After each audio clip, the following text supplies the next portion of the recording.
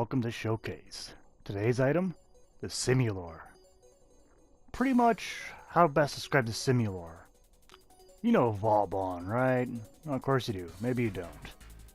This final move, a vortex, like a black hole. You may have seen it. Well, this weapon's like a miniature version of that. A mini black hole. Now, as awesome that sounds, it doesn't quite work like that. It takes a bit more effort on the black hole part. So that makes the gun quite different. But as it is different, it is also quite powerful. But there's two different versions I'll cover today, with the Simulor and the Senite Simulor. Now, in terms of stat-wise, we don't got anything too mind-blowing here, actually. Magnetic is only 50, accuracy is 100, but that's always subjective. Fire rate's not going to be really an issue here, and critical chance and status chance aren't really that high. But they're high enough, as you'll find out later in the video. The only thing that'll be really working against us is the reload, but also has per stack, which you'll understand when I start using this weapon how that works. But anyway, where to find this one? You gotta go to the Senite blueprint and stuff on Samaras. So the performance of the Simulor is okay at best. This weapon has a strange firing mechanism. So your projectiles will hover in place until you drop 5 of them into the same spot, and then you get your black hole effect. Now, it is incredibly short range, that black hole effect. At least on the plain one from my observation. But still, it is still easily malleable. You can put these orbs anywhere. Doesn't matter where, but once you got one thrown out there, the others will be sucked in until you accumulate 5 others in another place. Now, in terms of how you use this, it's really up to you. You can use this defensively or offensively, because you can plant these in the path of enemies or in places you don't want enemies to go. They'll walk into it, they get hurt. You can see the MOAs are reluctant to ever go close to it, so I must bring it to them. When I do, it does kill them very quickly. Now, for basic level 30 build, again, we're going to go with the Senite version a bit better. But I want to just go over a bit of the firepower of the plain one. So I just slapped on a Serration, and 2 polarities allow for a Stormbringer and crowd rounds for the extra magnetic damage. I figured, why not? So, for this test, we'll go after some MOAs. Like, why not? Best have MOAs. And I'll put them to, yeah, level 40. Now, again, with these guys, you gotta really get that stack going. And you gotta get it close to them, because if you don't, well, you don't go anywhere quick. So, like, the range on this thing is rather short. Once you do get in there, you do cause plenty of damage, but to be honest, with the plain Simulor, this weapon's not that impressive. I'm not trying to really sell you on this weapon either. The plain one, I don't know what they're thinking. And sure enough, like after like almost, I think it was a month, they created this Senite version. This one, a dud. But now, the Senite Simulor is a heavy upgrade. But wait, what's the upgrade? Well, the upgrade is a bit superficial. You can't barely notice any change in the numbers here. It's a bit more situational and combat-wise. Mechanics derivative of the upgrade.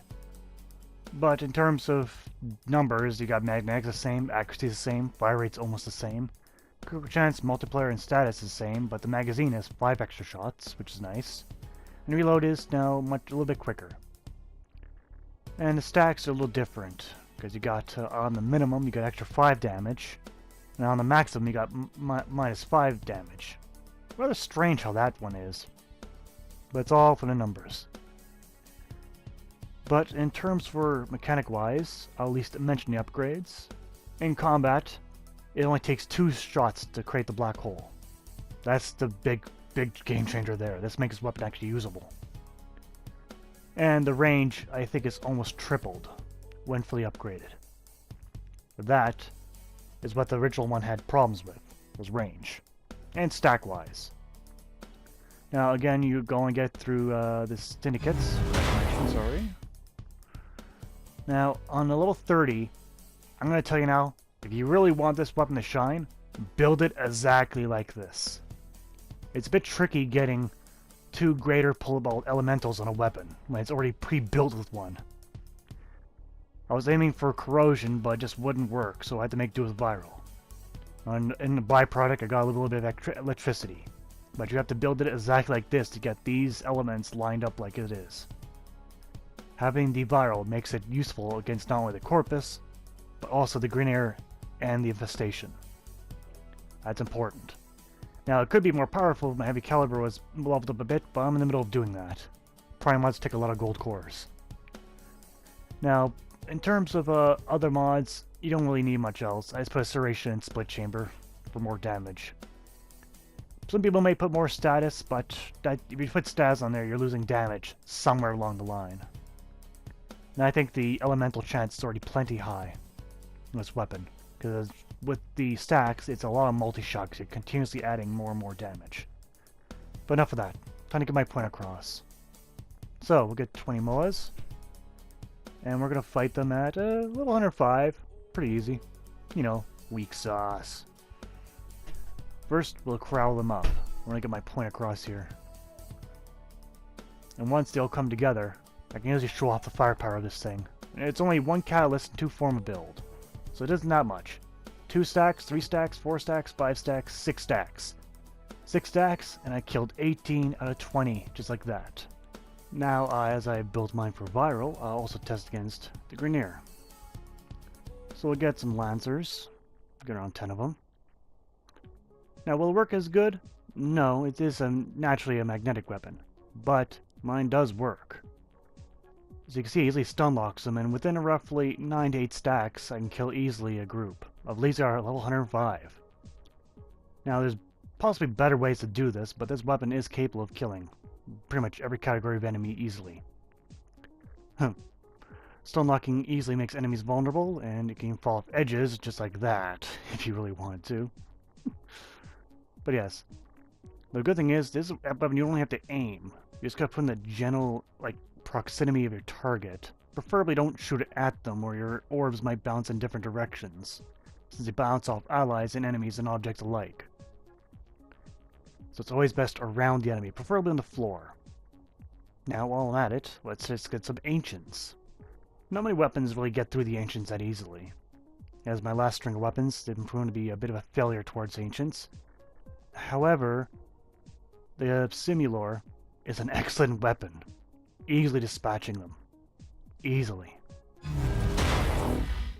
Okay, for the pros and cons of the Senite Simulor, well, we're not going to do the plain Simulor because the Senite version trumps it in every way. And more likely people will be going after that. And not to mention, all these rules apply to the plain one, I guess, as well. Most of them. Anyway, on the pro side, we've got extremely high multi-shot and damage built in. The explosive radius of the black hole effect is greater than any other weapon, reaching nearly 11 meters. It's greater than grenade launchers and rocket launchers. We also have it's extremely ammo efficient. It only takes 100 shots in the the reserve, and it only takes 2 to make a black hole effect, and an ammo pickup's 20 shots. And not to mention, it's extremely easy to use. Like I said, you don't have to aim it. Just shoot in the general area of your enemy. Okay. Also, almost forgot. Also has that built-in Syndicate explosion for the Senite version. Now, on the con side, however, the shots of the Simulors do not actually harm enemies. They must be combined to do damage.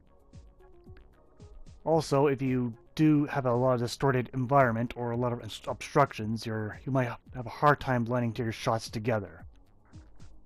Also, you can't really aim glide this weapon for the previous said reason.